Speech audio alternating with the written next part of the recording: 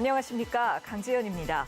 최근 서울과 수도권을 중심으로 코로나19의 소규모 집단 감염이 늘고 있습니다.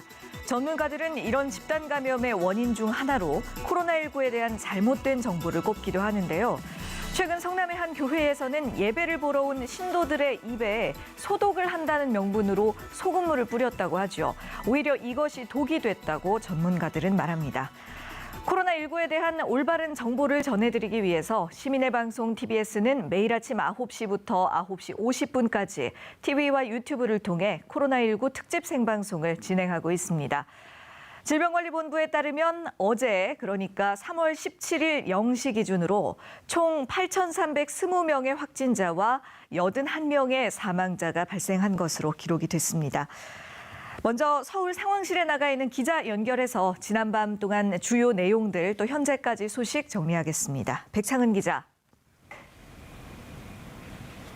네, 서울시 재난안전대책본부에 나와 있습니다. 네, 국내 코로나19 확진자 현황 지금 어떻습니까? 네, 국내 코로나19 신규 확진자는 어제 0시 기준으로 전날보다 84명 늘면서 사흘 연속 두 자릿수대에 그쳤습니다. 전체 확진자는 모두 8,320명이고 이 가운데 1,401명은 완치돼 격리에서 해제됐습니다. 전국적으로 보면 신규 확진자는 지난주보다 줄고 완치돼 격리에서 해제되는 환자는 빠르게 늘고 있는 모양새입니다. 그러나 아직 안심하기엔 이릅니다. 신규 확진자 84명의 절반 이상인 44명이 서울과 경기, 인천 등 수도권에서 나왔기 때문인데요. 어제 경기 지역에서만 성남 은혜의강 교회 영향으로 31명의 신규 확진자가 나왔습니다. 코로나19로 인한 국내 사망자는 어제 공식 집계 이후 2명이 더 추가돼 84명으로 늘었습니다. 네. 지금 백 기자도 성남 은혜의강 교회 얘기를 했는데 지금 관련 확진자가 50명을 넘어갔다는 소식이 있어요. 상황 어떤지요? 네, 은혜의강 교회 관련 확진자는 7명이 추가돼 56명으로 늘었습니다. 기존 확진자인 어머니와 함께 교회에 다니던 14살 학생이 확진 판정을 받았고요. 의정부시 송산동에 사는 34살 남성 신도와 서울 동작구 사당 1동에 사는 53살 여성 신도도 확진 판정을 받았습니다. 또 은혜의강 교회 목사와 함께 식사한 남양주에 사는 70대 남성도 오늘 오전 확진 판정을 받았는데요. 특히 의정부시에 사는 신도의 경우 지난 4일 기침과 오한 등 증상이 나타난 뒤에도 계속해서 서울 북부와 남양주 지역에 생수를 배달한 걸로 확인돼 해당 지자체들이 바짝 긴장하고 있습니다. 성남시는 지난 8일뿐 아니라 1일에 예배를 본 신도들 가운데에서도 확진자가 나오고 있어 역학조사 범위를 넓히고 있다며 신속한 조사로 추가 감염을 막겠다고 밝혔습니다. 네, 상황이 이렇다 보니까 경기도가 방역 지침을 위반한 교회에 대해서 특단의 행정명령을 내리기로 했다고요? 네, 경기도가 방역 지침을 지키지 않은 교회 137곳에 대해 오는 29일까지 집회 예배를 제한하는 행정명령을 내렸습니다. 코로나19 사태에서 신천지 예수교회나 확진자가 나온 시설이 아닌 일반 종교시설에 대해 행정명령이 내려진 건 이번이 처음입니다.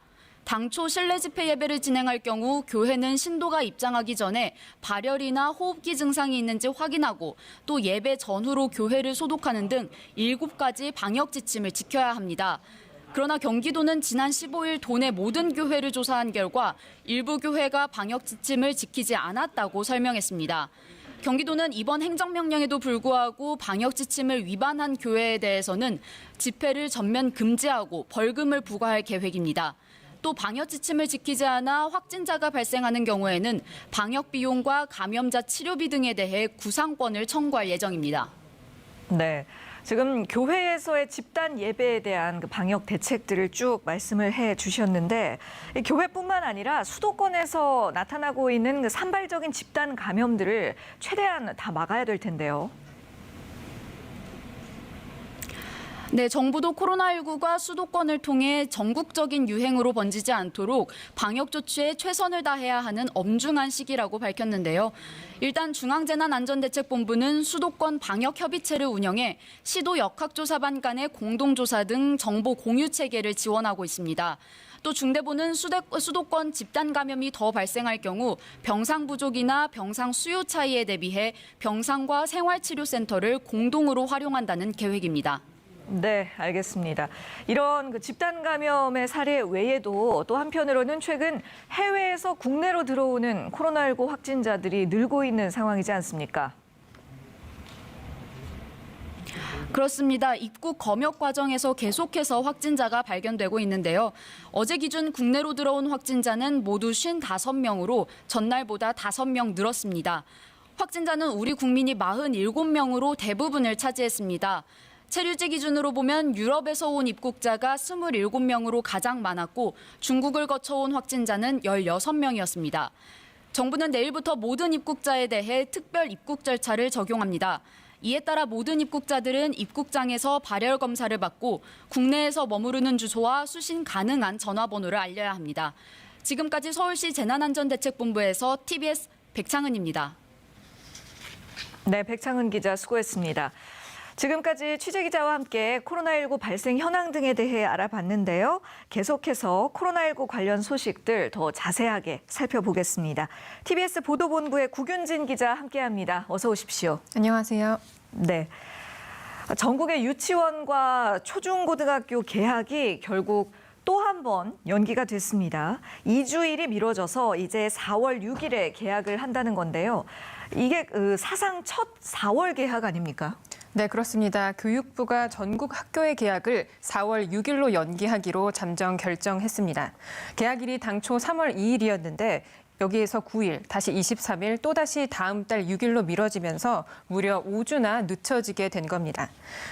이 코로나 확산 추이에 따라서 개학 시기가 4월 6일보다 앞당겨질 수도 있고요. 또 확산 추이가 좀 더 이어질 것 같다 싶으면은 4월 6일보다 늦춰질 가능성도 배제할 수가 없습니다. 네. 정부는 이 같은 결정의 이유로 학교 내에서의 감염과 또 학교가 집단 감염의 매개체가 되는 걸 막기 위함이라고 설명했는데요.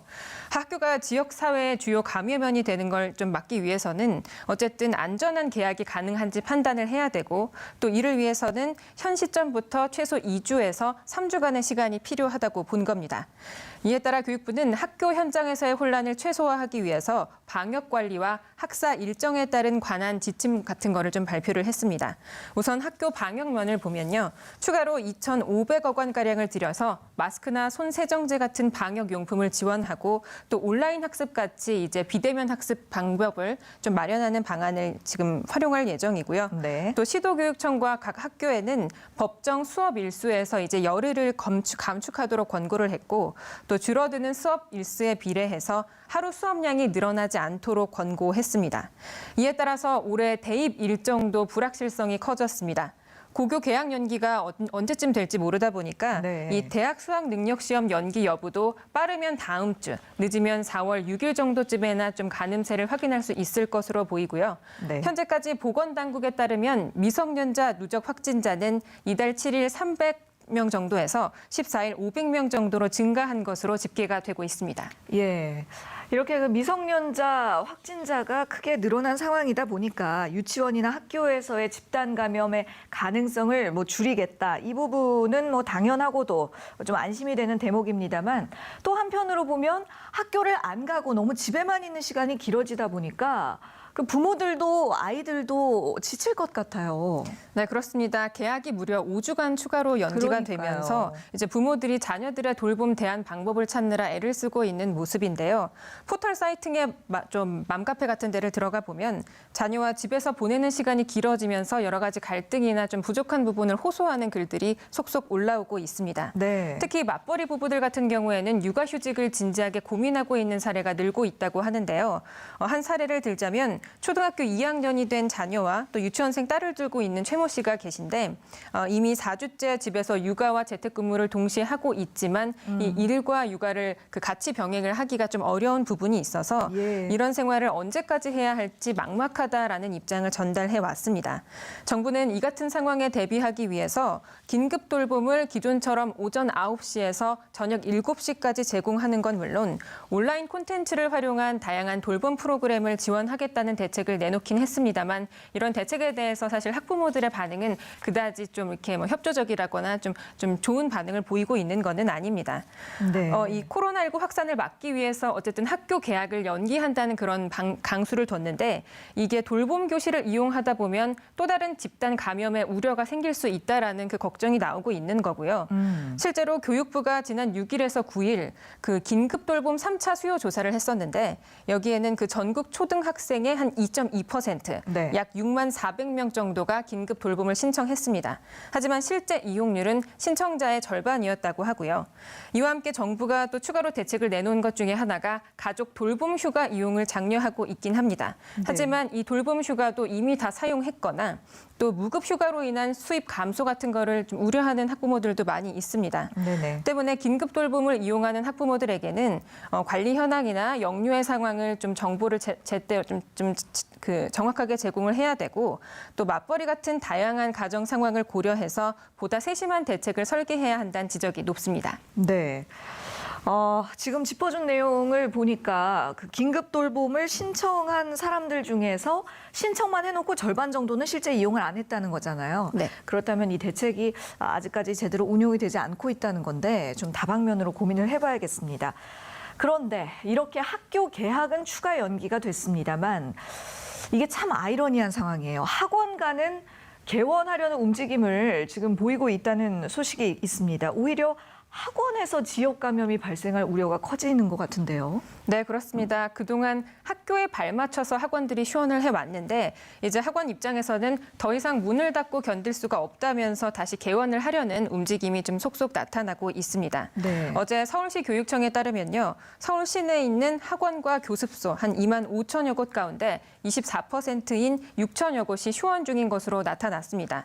그러니까 한마디로 10곳 중에 8곳이 현재 영업을 재개하고 있는 상황이고요. 특히 대표적인 학원가인 강남과 서초구의 그 상황을 보면 휴원율이 17%대로 서울교육지원청에서 관리하는 관할 지역 중에 가장 낮습니다. 이에 반해 반면 콜센터 집단 감염이 발생했던 구로구나 영등포, 양천 이쪽 일대에 보면은 이제 학원 휴원율이 한 42%대로 좀 높은 편이고요. 이 같은 교육 당국의 강력한 휴업 권고에도 불구하고 이 학원 운영주들은 경영난에 시달리고 있고 또 학부모와 학생 입장에서는 학업 공백이라는 그 우려되는 부분이 있다 보니까 네. 이 두 개의 우려 부분이 겹치면서 이 학원들의 개원 움직임이 늘고 있다는 분석입니다. 교육부는 학원가에서 방역 관리를 제대로 하고 있는지 좀 집중 점검 같은 관리를 더 지속하겠다고 했지만 이게 개학 연기가 좀 계속되고 있잖아요. 네네. 이 기간을 활용해서 맞춤형 지도로 이 돌봄 공백이나 학업 공백을 해소해 주겠다라는 그런 홍보를 하는 개인 과외, 또 그룹 과외, 소규모 공부방도 빠르게 늘고 있어서 앞으로 이런 곳에서의 소규모 집단 감염, 그러니까 방역 사각지대가 나올 수 있는 우려가 생긴 거고요. 이에 따라서 청와대 국민청원 게시판에도 학원을 학교처럼 의무적으로 휴업령을 내릴 수 있도록 해달라는 청원이 올라왔는데 이 청원이 하루 만에 2천여 명의 동의를 얻었습니다. 네. 이렇게 많은 분들이 걱정할 만하죠. 학교는 지금 개학을 미루고 있는데 오히려 그 부분을 관리를 하다가 생각지 못했던 그 방역 사각지대들이 발생을 해버리면 이건 정말 아이러니한 상황 아닙니까? 좀 이 부분에 대한 대책을 확실하게 마련을 하면 좋겠습니다. 자, 이어서 코로나 대응을 위한 추가 경정 예산안에 대한 이야기로 넘어가 보겠는데요. 여러 가지 진통이 있었습니다만 어제 국회 본회의에서 코로나 추경안이 처리가 됐습니다. 다만 사업 내용을 보니까 대구 경북 지역에 대한 지원액은 확대를 하기로 조정을 했다고 하는데. 네, 그렇습니다. 여야는 어제 11조 7천억 원 규모의 코로나19 대응을 위한 추가 경정 예산안을 국회 본회의에서 처리했습니다. 정부 제출한 대로 당초 제출한 그 초안처럼 11조 7천억 원 규모는 유지를 하되 일부 다른 예산을 줄여서 대구 지역과 경북 지역 지원 예산을 1조 원가량 늘리기로 한 건데요. 여야 3당 간사는 기존 정부안에서 3조 2천억 원가량으로 편성된 세입 경정, 그러니까 부족한 세입을 메꾸기 위해 들어간 예산을 한 8천억 원가량으로 줄이기로 했습니다. 네. 이렇게 마련된 돈에서 1조 원은 대구와 경북 지역에 지원이 되고 나머지 2조 원가량은 소상공인과 자영업자, 민생 안정, 감염병 대응 사업에 활용하기로 했는데요. 결국 전체 추경 규모는 그대로인데 정부가 쓰는 세출 예산, 특히 대구와 경북 지역의 지원 예산이 늘어난 셈입니다.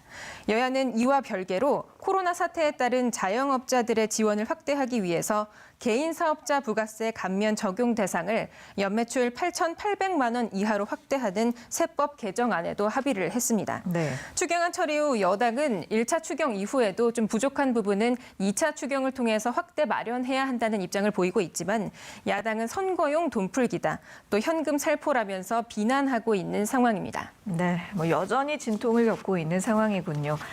그런데요, 실제로 이런 정부 지원책이나 추경이 가계 경제라든가 민생 경제에 과연 얼마나 도움이 될 수 있느냐, 이런 지적들도 많이 나오고 있거든요.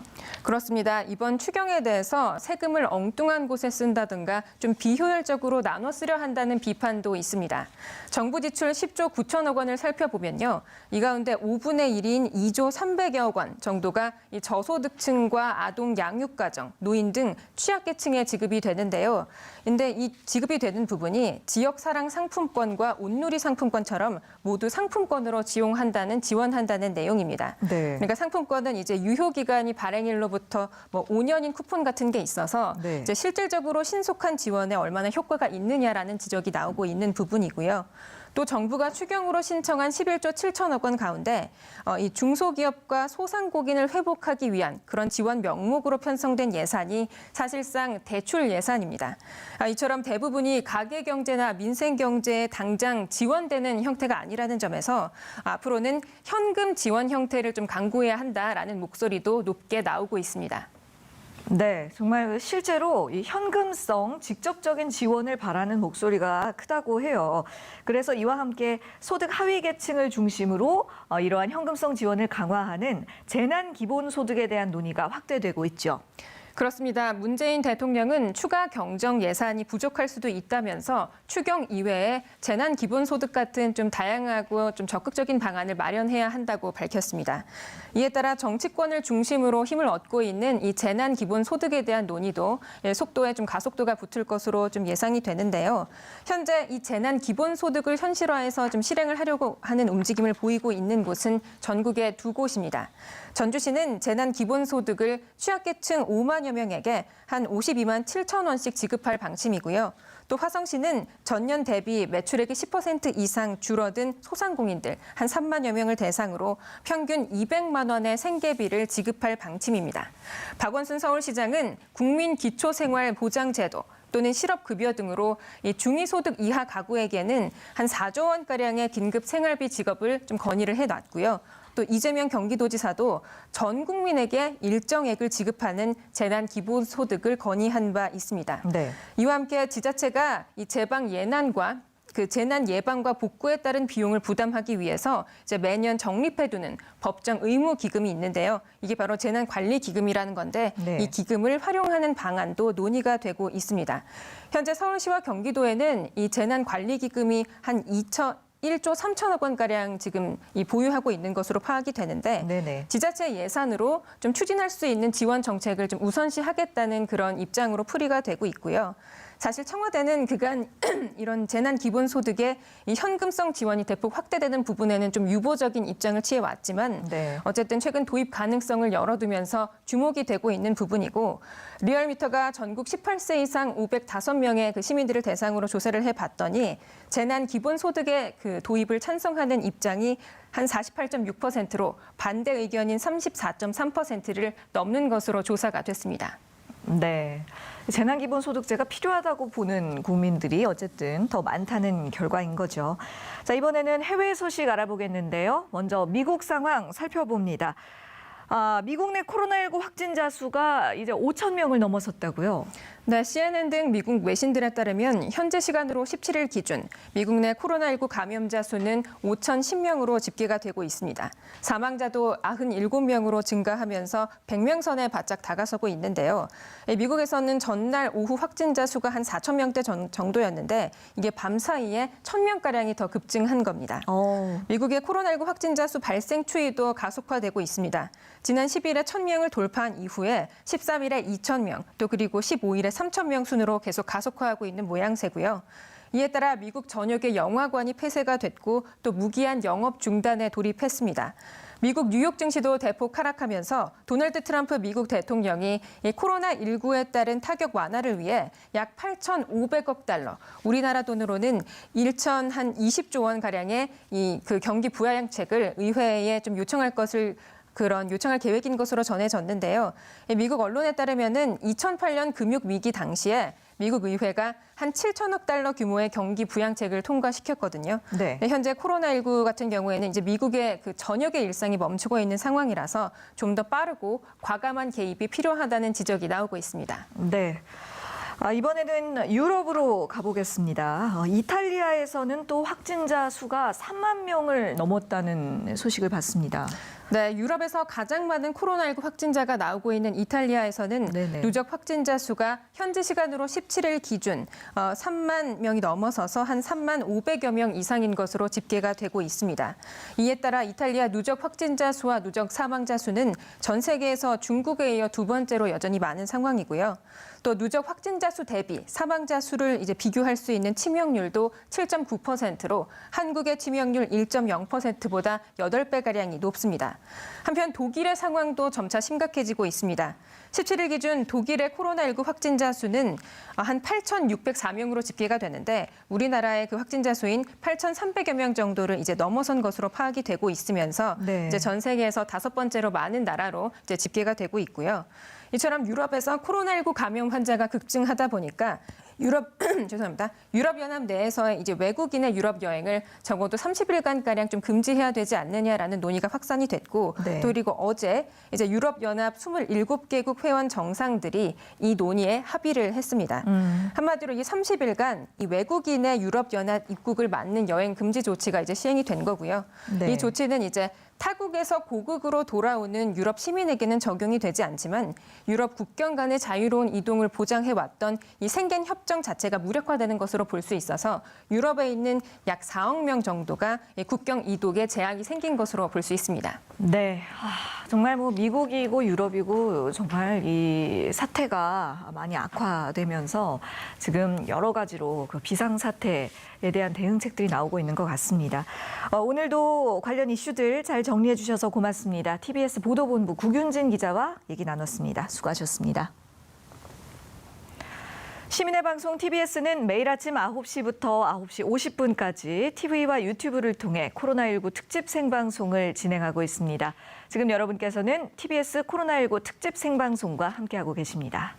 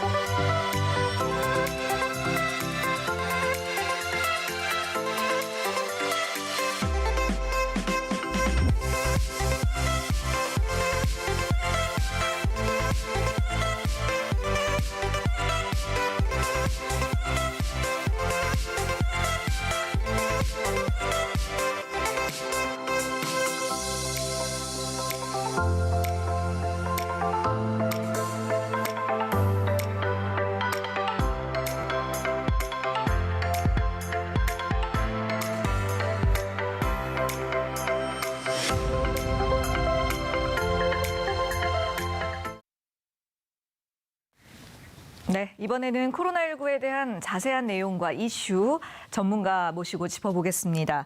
먼저 카톨릭 의대 미생물학 교실 백순영 교수 모셨습니다. 안녕하십니까? 안녕하십니까? 그리고 김원식 대중문화평론가도 함께해 주십니다. 어서 오세요. 네, 안녕하십니까? 자, 1일 신규 확진자가 이틀째 100명대 이하로 나타났고요. 또 완치자는 나흘 연속으로 신규 확진자를 추월했습니다. 이런 신호들을 봤을 때 상황이 조금씩은 나아지고 있다라는 판단을 조심스럽게 해봐도 될까요, 교수님? 네, 실제로 지금 상당히 안정세를 유지하고 있죠. 2월 29일 날 909명까지 새로운 확진자가 나왔었는데 지금은 네. 두 자리 숫자로 내려갔고요. 예. 이거 시작된 것이 3월 13일부터 확진자보다는 격리 해제자들이 늘어남으로 해갖고 네. 총 환자 수가 많이 줄어들었죠. 또 한 가지 긍정적인 것은 대구 경북 지역의 이 신천지 교인들의 전수조사가 끝난 후에 그렇죠. 그 일반 시민들의 양성률이 상당히 높았었거든요. 네. 근데 그 부분들이 상당히 많이 지금 떨어져서 전체 환자 수로 보면은 실제로는 대구 경북 지역보다 서울 수도권이 더 많아지는 이런 상황이 되었죠.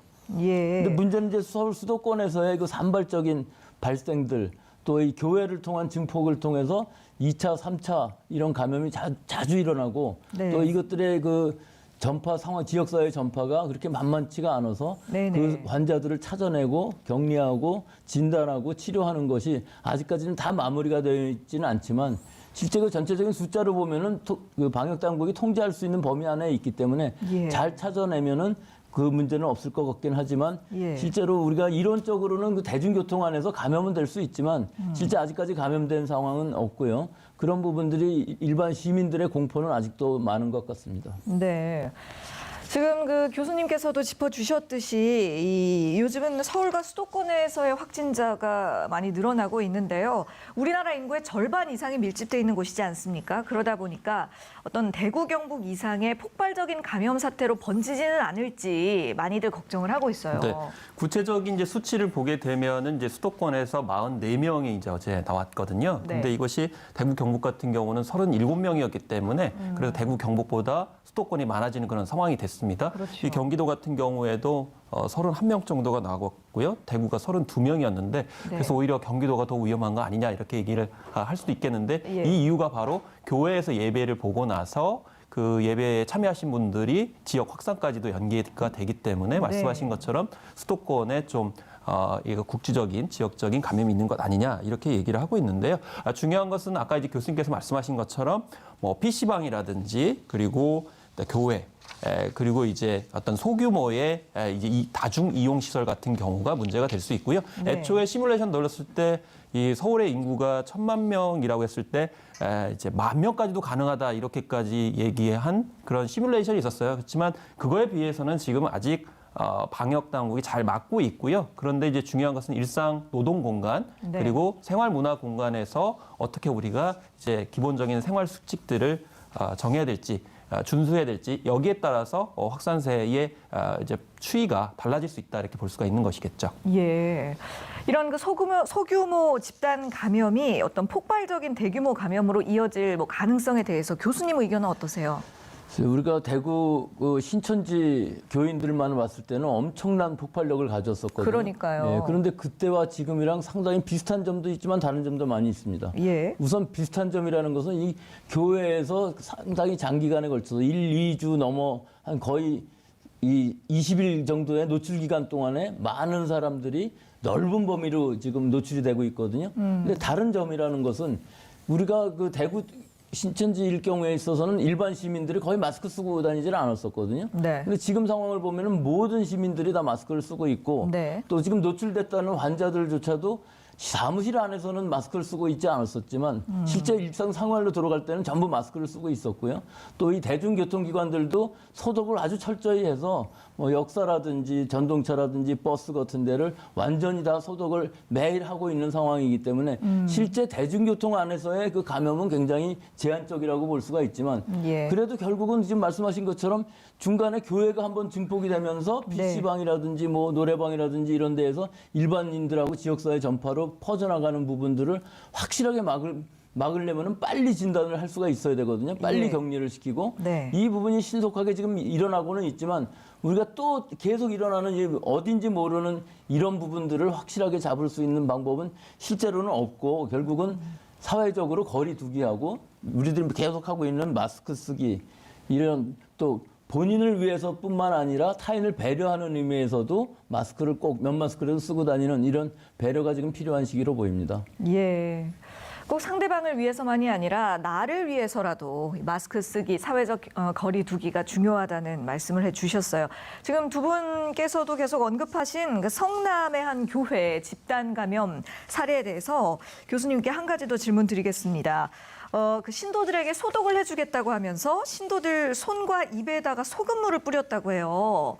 그런데 오히려 이 소금물이 바이러스 확산의 매체가 됐다는 분석이 있던데, 예, 어떻게 보시는지요? 예, 일단 그 소금물을 왜 뿌렸는지 그 원인을 모르겠는데 아마 그 가짜 뉴스에서 소금물이 어떤 소독 효과가 있다 이렇게 얘기하신 것 같은데 네. 그 부분이 완전한 가짜 뉴스인 것이 소금은 어떤 방식으로든지 이 소독 효과는 없습니다. 더구나 이번에 사용한 그 소금물이라는 것이 약 4% 정도 소금물이라고 그러는데 사실 그 4% 소금물을 입안에 이렇게 뿌려줬을 때 그 소금물을 그다음에 어떻게 했을까 하는 것이 상당히 궁금한 부분도 있어요. 그 예배당 아니었었거든요. 예. 그럼 그 짠 거를 그냥 마셨을까 하는 부분들도 좀 의심이 되고 또 하나는 그 분무기를 뿌렸을 때 분무기의 입구는 입안으로 다 들어가 있어서 그렇죠. 비말이 다 묻었을 것이고 또 하나는 그 손도 입술 근처에 붙어 있기 때문에 실제 접촉이 돼서 직접 접촉으로 여러 사람들을 감염시켰을 위험들이 있어요. 원래 교회 자체도 그 굉장히 밀폐된 공간에 여러 사람들이 있었고 장시간에 걸쳐서 예배를 보게 되는데 그 또한 위험 요인인데 여기에 하나 덧붙여져서 굉장히 환자 수가 늘어나는 이런 요인이 되었던 것으로 보입니다. 예. 이런 가짜 뉴스가 배경이 됐다고 해요. 우리 인체의 0.9% 이상 그 염도가 유지되면 어떤 바이러스도 살 수가 없으나 평균적인 사람들은 0.8% 정도의 그 염도를 유지하고 있기 때문에 이렇게 바이러스에 감염이 되는 것이다. 이런 뭐 가짜 뉴스의 영향으로 이런 행동이 나타났다고 합니다. 이렇게 전혀 근거 없는 정보 때문에 오히려 바이러스 확산이 키워진 그런 좀 안타까운 사례가 되겠습니다. 그래서 일각에서는 요즘 그 팬데믹보다 더 무서운 것이 인포데믹, 즉 이런 가짜 정보라는 얘기가 나오고 있어요. 그렇습니다. 인포데믹. 그러니까 오히려 가짜 정보나 사실에 부합하지 않는 정보를 습득했을 때 오히려 이 전염병에 감염된 것보다 훨씬 더 심각한 사태는 나타날 수 있다는 것인데요. 그래서 실제로 그런 소금물에 관련돼 가지고 허위 정보를 갖고서 바이러스를 전파하게 된 그런 상황이 된 거잖아요. 네. 그것을 이제 인포데믹이라고 얘기하는데 중요한 것은 우리가 지금 현재 이 코로나 바이러스에 관련된 정보를 어디서 얻고 있느냐라는 것이죠. 그래서 애리조나 연구팀에 따르면 특히 젊은 세대일수록 한 뭐 18살에서 24살 정도일수록 오히려 80%의 정보를 인터넷에서 얻고 있다 이렇게 얘기를 하는데 이게 젊은 층에만 해당되는 건 아닙니다. 요즘에는 중장년 노년층까지도 뭐 이런 SNS를 많이 활용을 하시기 때문에 네. 사실 우리나라 국민들이 좀 정이 많아요. 그래서 예. 가족을 챙겨야 되고 다른 사람한테 이걸 공유해주고 싶은 그런 마음 때문에 아 이런 정보를 빨리빨리 알려야지라고 해가지고 많이 그냥 공유를 하시거든요. 네. 그래 그런 정보들이 좋을 것 같지만 사실은 그게 이런 인포데믹이라고 해서 허위 정보나 가짜 정보로 인해서 불안과 공포증을 더 자극할 수 있기 때문에 네. 오히려 공신력 있는 그런 정보 출처를 가지고 정보를 습득하시고요. 너무나 많은 정보를 또 오히려 얻으려고 하시는 것이 오히려 이제 부작용을 낳을 수 있기 때문에 이 점에 있어서 좀 주의를 하셔야 됩니다. 네, 정확하고 선별된 정보를 가려내는 능력이 그 어느 때보다 중요하겠네요. 그러니까 TBS 같은 매체를 보시고 계속 이렇게 따라가시면 되는 거죠. 그렇습니다. 그런데요, 이런 그 SNS를 통해서 유통되는 가짜 정보의 어떤 그 포맷이랄까요, 형식을 보면 이런 말을 꼭 붙여요. 유명 대학 뭐뭐 교수에 따르면, 뭐 국제보건기구에 따르면 이런 출처를 지어내서 붙이기 때문에 시민들이 자꾸만 헷갈리게 되는 것 같은데요. 그중에 또 이런 내용이 있었습니다. 어느 제약회사 회장의 발언이다라고 하면서 기침이나 열 증상이 있으면 폐의 50%는 이미 섬유증에 걸린 것이다 라는 내용이 돌고 있거든요. 교수님 어떻게 보세요? 아마 이거 일반적으로 기침열이 있으면 모든 사람이 폐에 50% 섬유증이 걸릴 것이다 이렇게 얘기하는 것이 아니고 이 코로나 바이러스에 감염되면은 이런 일이 생긴다 아마 그렇게 가짜 뉴스가 나온 것 폐의 같아요. 절반이 손상된다 뭐 이런 근데 얘기들. 코로나 바이러스라고 그래서 뭐 특별한 더 이상한 바이러스는 아니고 결국은 증상이 빨리 나오고 사실은 악화되는 것이 상당히 빠르다 하는 네. 특징은 있지만 네. 실제로 지금까지 이렇게 장기적으로 그 감염된 사람들은 메르스라든지 사스 코로나 바이러스일 경우에 있어서도 폐섬유증으로 간 사람들이 많이 있었어요. 즉 네. 산소호흡을 자발호흡이 안 돼서 에크모에 장기간 있었다든가 하는 사람들은 폐섬유증이 있었지만 코로나 바이러스의 이 특징 자체가 뭐 폐섬유증을 일으킨다 하는 것은 그렇지 않고요. 예. 실제로 얼마간의 치료 기간을 거쳐서 완전히 회복이 되면 예후는 아주 좋아서 폐에 이상이 있는 사람들은 없다고 볼 수 있습니다. 예. 그 돌고 있는 가짜 뉴스 내용에 따르자면 코로나 바이러스에 감염이 됐다가 나았다고 해도 이미 폐 50% 정도가 손상된 어떤 흔적이 사라지지 않는다. 뭐 이런 공포감을 조성시키는 그런 정보들이 자꾸 돌더라고요. 거짓이라고 지금 말씀을 해주셨습니다. 또 저도 이런 얘기를 직접 받았었는데 서울 의대 졸업생의 의견이다라고 하는 제목과 함께 선별진료소에서 감염되는 사례가 많다는 내용이 또 왔었어요. 이건 어떤가요? 그건 교수님께서 말씀하셔야 될 것 같아요. 예. 이 서울의대 졸업생이라는 의미는 아마 의사 면허를 따신 분이라는 거, 그 신빙성을 높이기 위해서 이렇게 네네. 얘기한 것 같은데요. 실제로 선별진료소라는 개념은 절대로 감염이 될 수가 없는 상황이죠.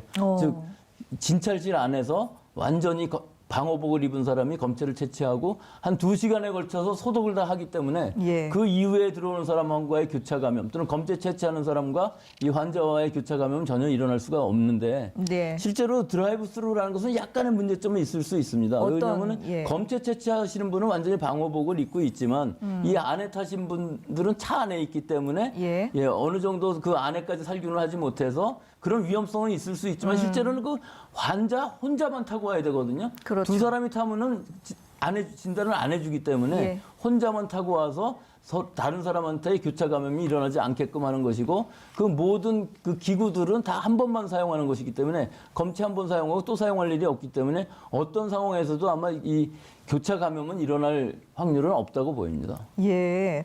그렇다면 선별진료소에서 감염이 될 위험성이 높다. 이것 또한 거짓으로. 근데 사실은 선별진료소는 그렇지만 선별진료소 뒤에 줄 서 있는 경우는 좀 다를 수가 있죠.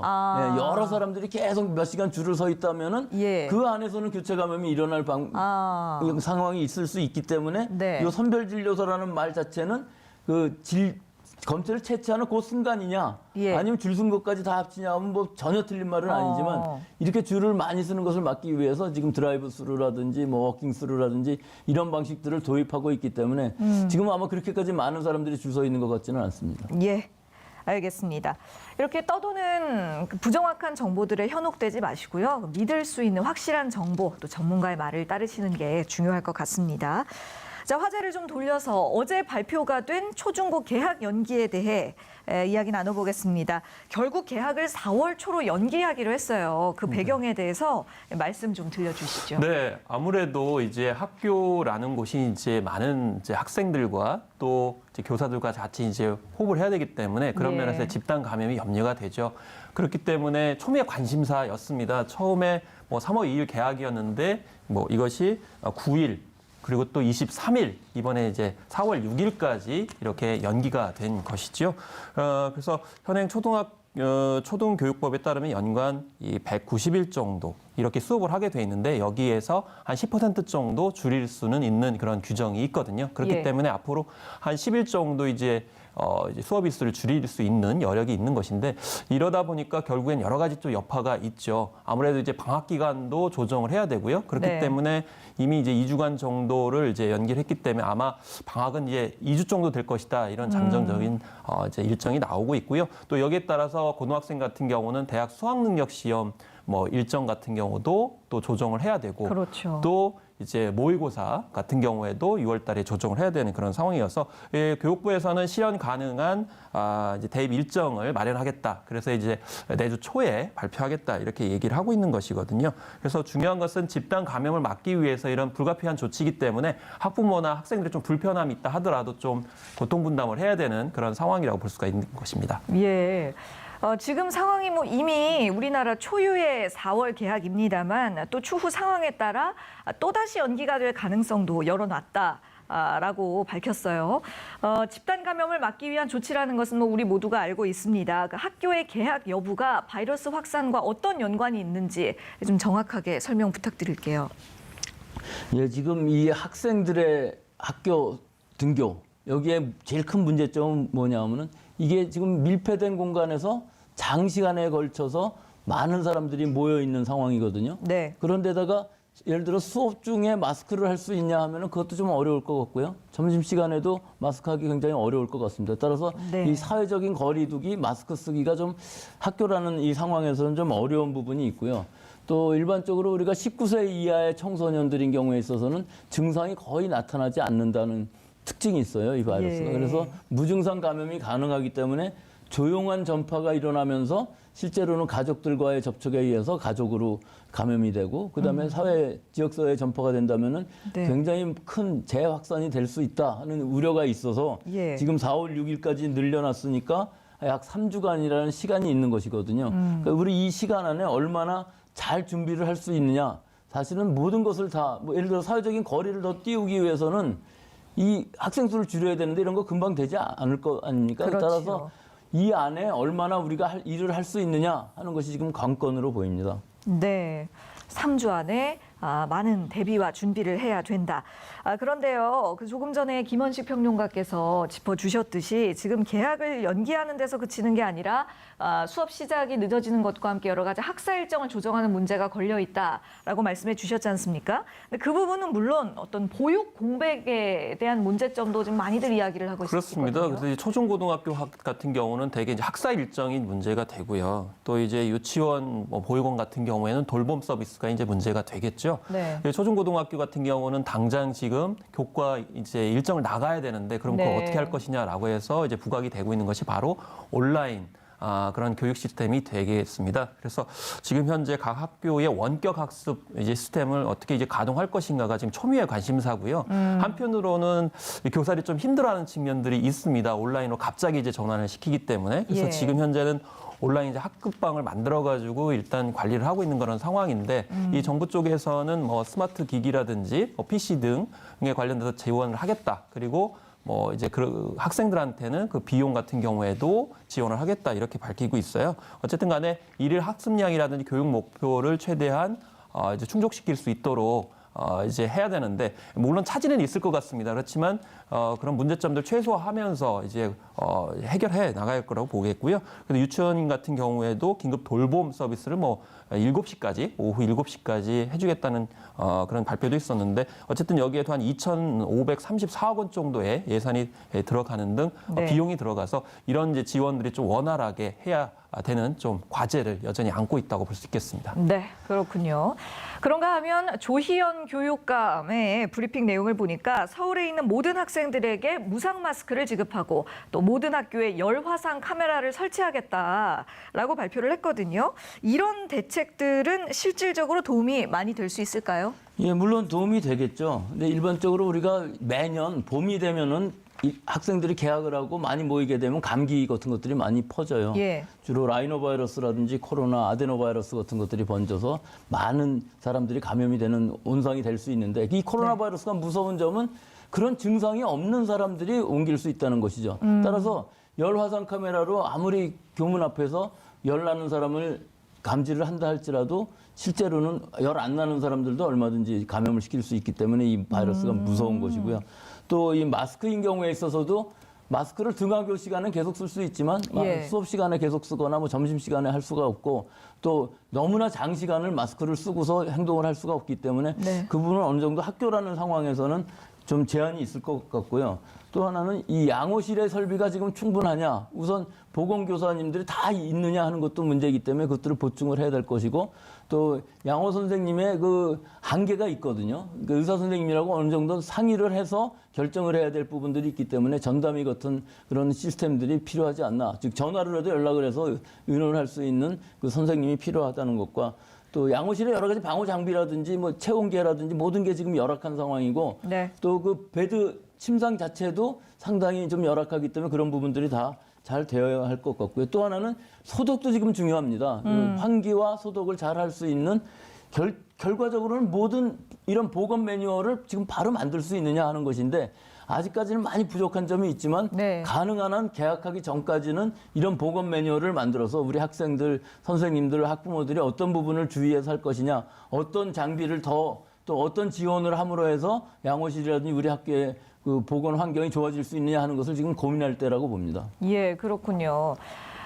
사실 지금은 아직까지 이 국내 상황이 크고 작은 집단 감염 사례들이 계속 나오고 있기 때문에 아직은 이런 표현을 쓰는 게 좀 조심스럽기는 합니다만 교수님, 의학적으로 어떤 바이러스가 종식됐다 이렇게 판단을 할 수 있으려면 어느 정도 상황이 돼야 하나요? 글쎄요. 너무 지금으로서는 너무 어려운 얘기인데 그렇죠. 예. 우리나라에서 종식된다고 그래도 사실은 종식이 아닌 상황이거든요. 네. 우리나라는 뭐 거의 끝나간다 할지라도 외국에서 들어오는 환자들을 막을 수가 없기 때문에 아마 종식은 굉장히 늦어질 것 같지만 그냥 그 개념으로만 보면은 환자의 마지막 환자가 음성이 돼서 완전히 없어진 이후에 네. 잠복기에 2배 정도 더 있어야 되니까 28일 정도. 네. 그렇게 되면 우리나라의 상황으로만 봐도 아마 그건 올해 안에는 힘들지 않을까 하는 것이 우리나라 환자가 완전히 없어져도 중국을 봐도 해외에서 계속 유입되는 환자가 생기기 때문에 네. 종식은 아마 지금 논할 부분이 아닌 것으로 보입니다. 예, 그렇군요. 뭐 올해 안에는 성급하게 종식을 생각하기에는 좀 이른 면이 있다라는 의견이셨습니다. 그래도요, 하루빨리 이 사태가 끝나기를 바라는 마음은 정말 모든 국민이 마찬가지일 거라는 생각이 들어요. 그런 마음들을 모아서 시민들이 자발적으로 이 시기를 잘 이겨내고자 여러 가지 노력을 이어가고 있는데요. 그중 하나가 연말에만 등장하던 구세군 냄비가 거리에 나타났다던데 이건 무슨 얘기인가요? 사실 우리가 이제 이런 우스개도 있습니다. 이제 화폐 단위가 바뀌었다. 뭐냐면 화폐 단위가 이제 마스크다 이런 얘기를 하시기도 하거든요. 맞아요. 그만큼 마스크가 지금 일반 시민들한테는 굉장히 중요한 그런 방역 물품이 됐기 때문인데요. 네. 그래서 구세군 이제 냄비 같은 경우에도 이 현금이나 이런 물품을 받는 것을 넘어서서 이렇게 이제 마스크를 이제 기부를 받아서 그것을 이제 필요로 하시는 취약계층한테 나눠주겠다 이렇게 밝혔는데 네. 중요한 것은 위기 상황에서 참 우리 국민들 온정 문화, 기부 문화 많이 발휘해 주시고 계십니다. 네. 심지어는 재봉하시는 분들 같은 경우에도 마스크를 만들어 가지고 그걸 또 공급하시고 계시고요. 심지어는 뭐 그 기초생활수급자인 할머니께서 자기가 받은 돈을 또 기부를 하신다거나 뭐 네. 장애인들도 자기에게 배분된 마스크를 또 이렇게 해서 이 나눔 운동들을 널리 펼쳐가고 있거든요. 그래서 해외 외신에서도 야, 한국에 대해서 굉장히 찬사하는 게 바로 이런 나눔 문화를 통해 가지고 위기를 극복하는 것이 좀 개인주의가 강한 서구에서는 좀 보기가 힘들어 가지고 네. 이 찬사를 보이고 있어서 이런 것이 원동력이 돼서 뭐 교수님 말씀하신 연말까지 간다 하더라도 우리가 버틸 수 있는 근간이 아닌가 이런 생각을 해봅니다. 네, 잘 알겠습니다. 정부에서는요, 코로나19 사태가 장기전이 될 수 있다라는 마음가짐으로 그것에 대비한 새로운 일상적인 준비들이 필요하다라고 입장을 발표했습니다. 이런 스탠스에서 어떤 것들을 우리가 준비해야 할지 두 분께 마지막으로 마무리 답변 부탁드릴게요, 교수님. 예, 이게 지금 이 코로나19 사태가 나오면서 아주 근본적인 문제가 생겼습니다. 우리나라 국민들의 정서상 모든 사람들이 아파도 직장에 가서 열심히 일해야 된다 네. 하는 상황이거든요. 그거는 뭐 본인이니까 괜찮은데 아이들의 경우는 더 심각합니다. 예. 아이들이 아파도 또 열이 있든 없든 결국은 아프게 되면은 학교를 보내지 말아야 되는데 그게 간단치 않습니다. 즉 그렇죠. 외국의 시스템들을 보면은 전화해서 학교를 결석시키고 본인이나 혹은 배우자 둘 중에 한 사람은 직장을 결근하면서도 결국은 애를 돌보는 이런 상황이 돼야 되거든요. 네. 이건 사고방식의 전환이 돼야 되기 때문에 그렇게 빠른 시간 안에 될 것 같지는 않고요. 네. 뭐 지금까지 하던 대로 우리는 이 거리두기, 사회적인 거리두기와 개인위생 철저하는 것을 지금 지켜야 할 시기인 것 같습니다. 예, 사회적 거리두기와 네. 개인 위생. 네. 저는 이제 사회적 거리두기에서 한 차원 또 업그레이드 시켜야 된다고 생각을 해요. 뭐냐면 예. 문화적인 뭐 놓기라고 생각하는데 예를 들면 교회에서 예배는 반드시 드려야 된다 이렇게 그동안에 우리가 좀 당연하다고 생각했던 것들을 좀 한 네. 차원 더 내려놓기를 하면서 네네네. 이 코로나 바이러스를 극복하는 방법에 좀 원칙을 준수하는 생활 수칙들을 지켜나가는 것이 무엇보다 지금 필요하다고 생각이 드네요. 예, 또 한 가지 중요한 지적해 주신 것 같습니다. 어떤 문화적인 관습이었던 것에 대한 생각의 네. 전환. 네, 감사합니다. 지금까지 백순영 카톨릭의대 교수 또 김헌식 문화평론가와 말씀 나눴습니다. 고맙습니다. 네, 감사합니다. 코로나19 이동식 선별진료소 전문 의료지원단을 모집하고 있습니다. 자세한 내용은 서울시 자원봉사센터 1670-1365번으로 문의해 주시기 바랍니다. 오늘 준비한 내용 여기까지입니다. 고맙습니다.